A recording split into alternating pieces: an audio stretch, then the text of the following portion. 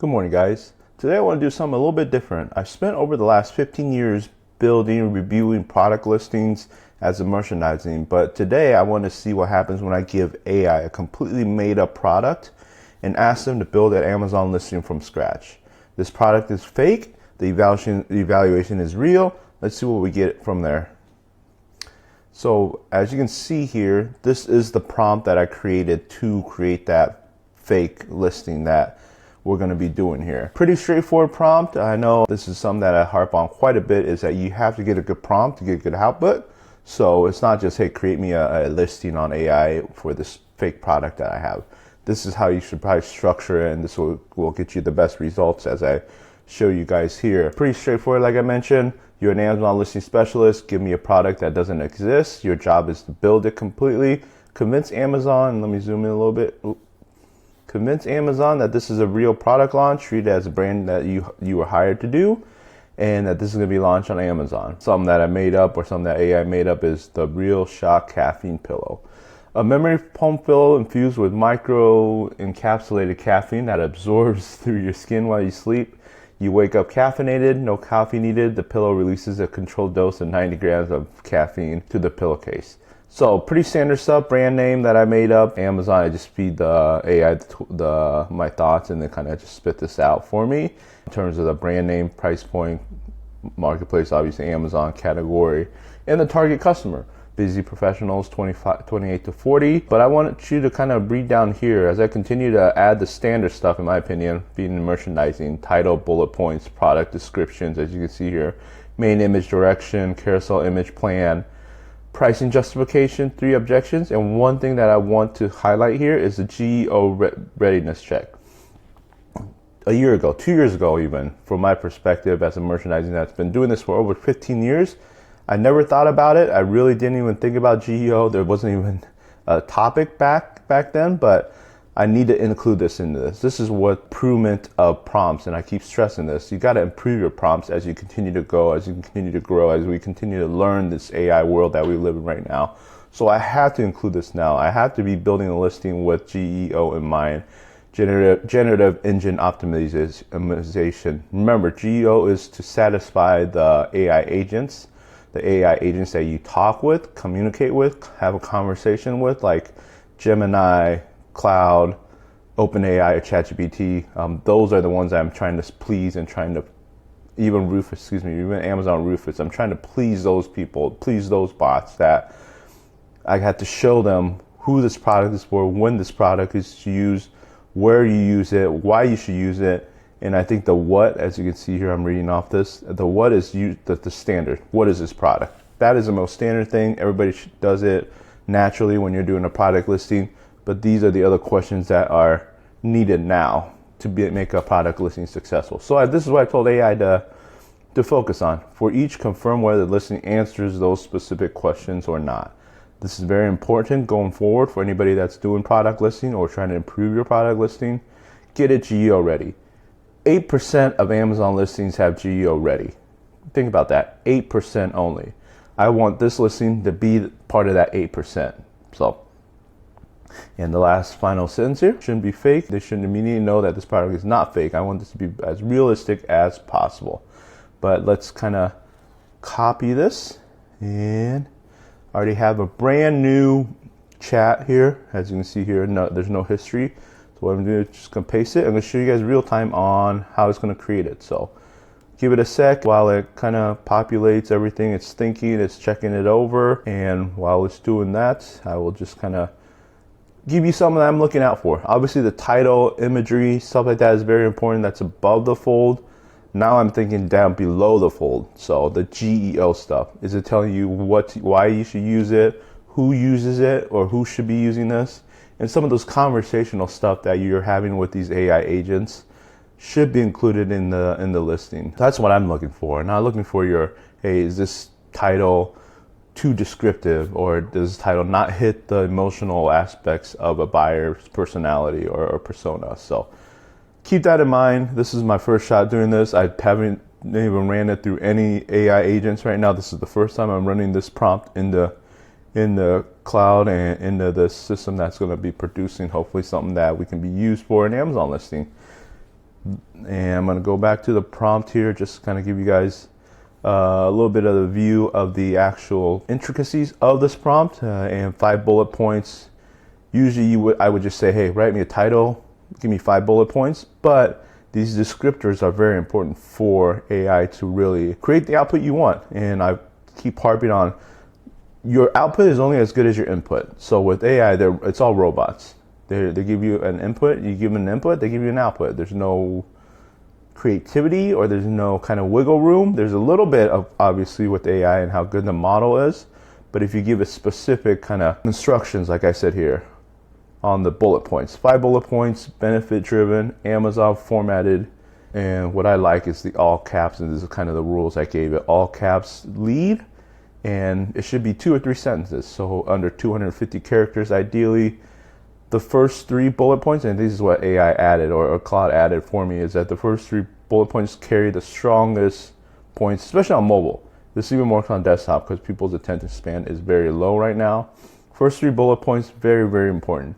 The first 2, and I'm going to keep reading this for you as the Claude is generating the output, is that this is a little bit of the GEO stuff. The first 2 bullet needs to answer who this is for, or when and where they use it. So I'm going to repeat that. The first 2 bullet points should be answering who this is for, or when and where they use it.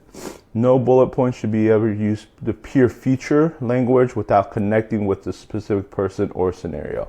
So this kind of hits 2 things: emotional aspects of the product to the consumer, and also the GEO aspect of the listing. But looks like the listing is done. But let's take a look at what it gave me. So pretty standard stuff: reshop, product title, memory foam pillow, sleep pillow with thermal. I don't even know some of these words, but this seems like a very high-tech product, which is good because this is at a price point that requires a little bit more luxury or premium feel. So I don't mind that at all. The mobile side of things, mobile kind of cuts off at 80 characters.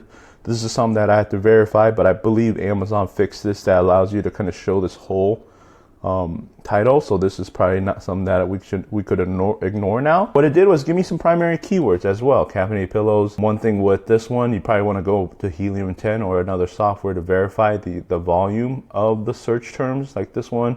I don't know what the exact volume is. Maybe some of these secondary keywords have a lot more volume or opportunity for you to target, for us to target on this product. Bullet points.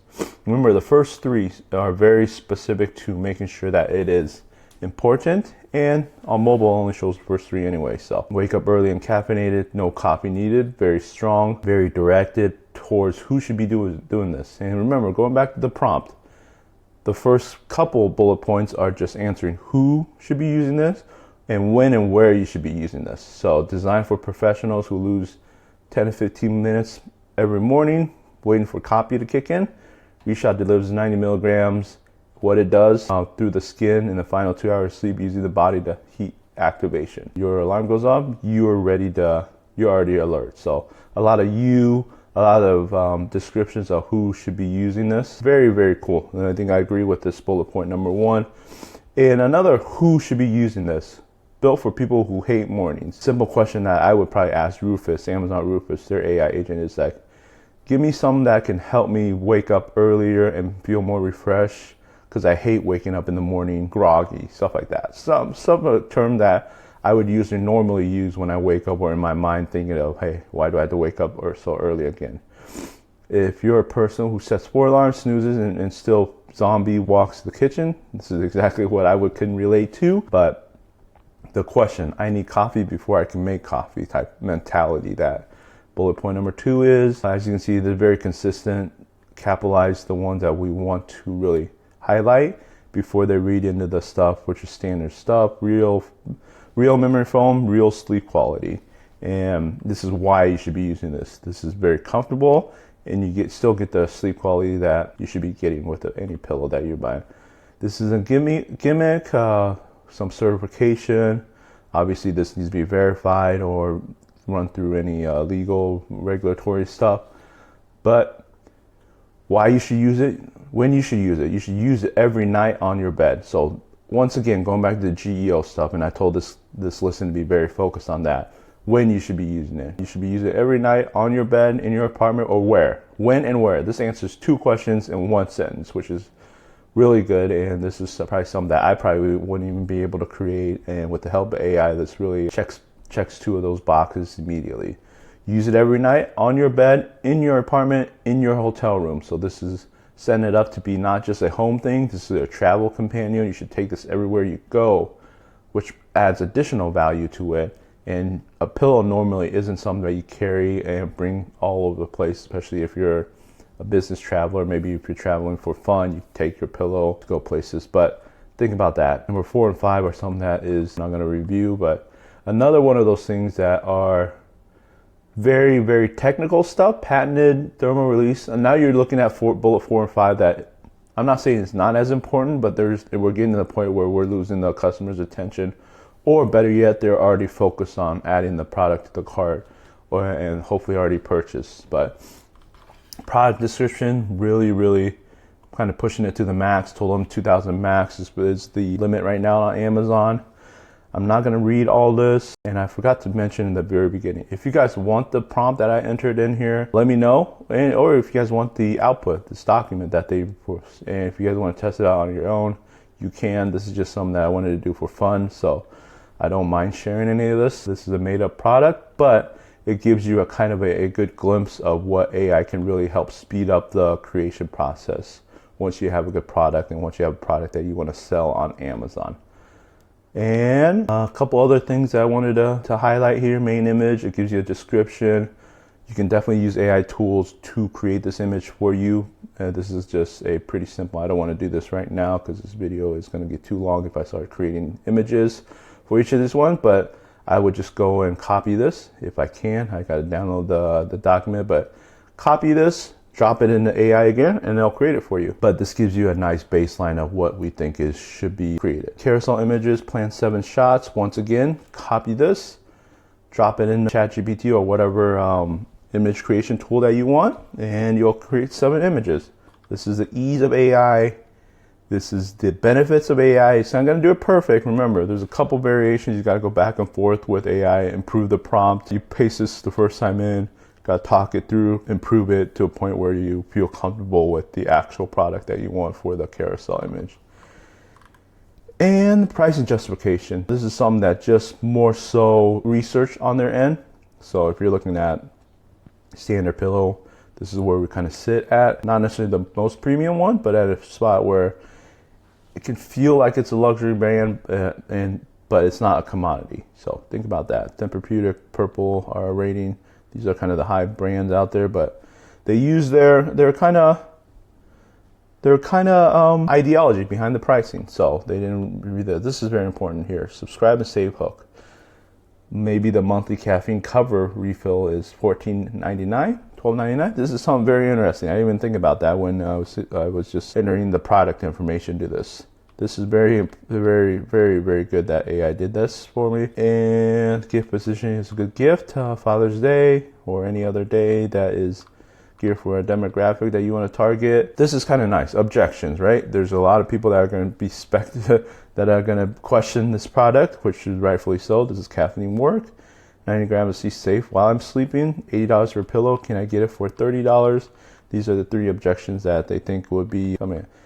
And to kind of finally wrap this up, because I'm hitting that 15-minute mark, which LinkedIn only allows up to 15-minute mark, so I'll let it kind of cut off here because I want to talk about this topic of GEO readiness. And the rest of the video will be on YouTube that you guys will be watching here. But this is something that, going back to the prompt, I added this specific line to say it's GEO ready. So what you can do is you can start checking it off. Hey, did it pass a WHO? Ideally for early shifted. This is on bullet point number 2, and it gives you exactly where it is, and this is exactly what I want to check it off to say they did it.